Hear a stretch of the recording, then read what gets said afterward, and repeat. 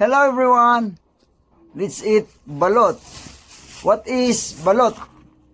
Yes, it is a simple egg. It's a duck egg.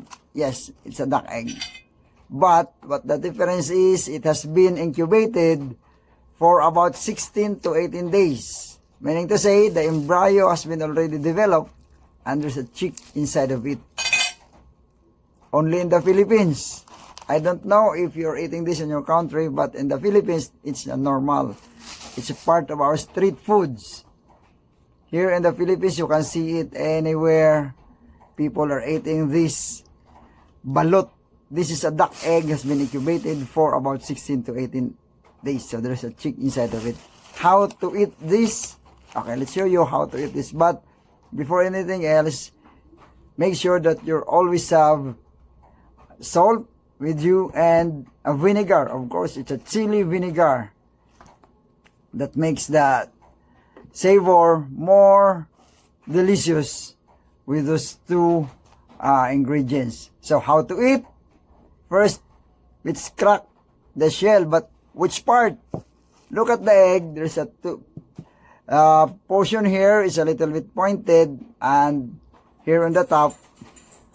So let's crack on this portion because there is what we call this air space, so that when we crack the egg, it won't pour the.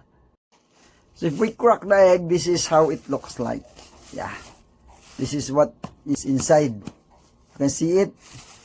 Okay, so first let's put a pinch of salt. Yes, a pinch of salt. And drop a little bit of vinegar. Vinegar with chili, of course, that makes it better. So just a drop, a few drops.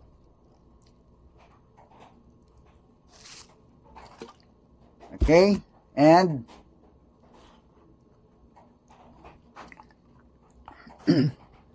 wow. Try it.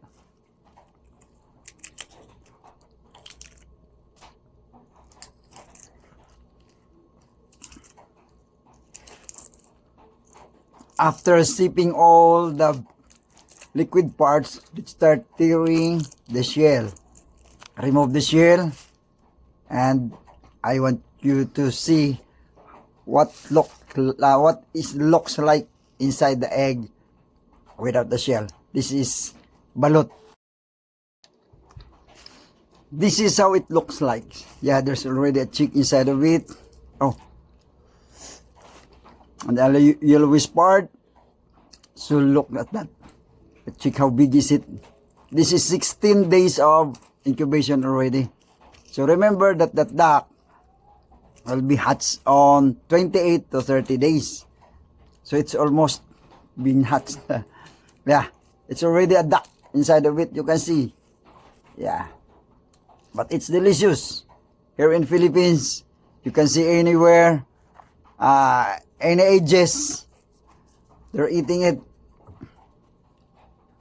Puts a little bit again of salt to improve the savor, and a little bit of drop of vinegar again.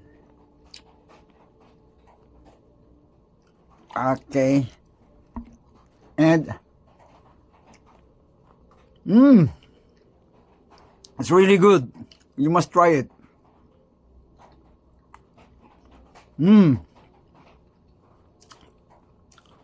know now what is balot, and I want you to try it.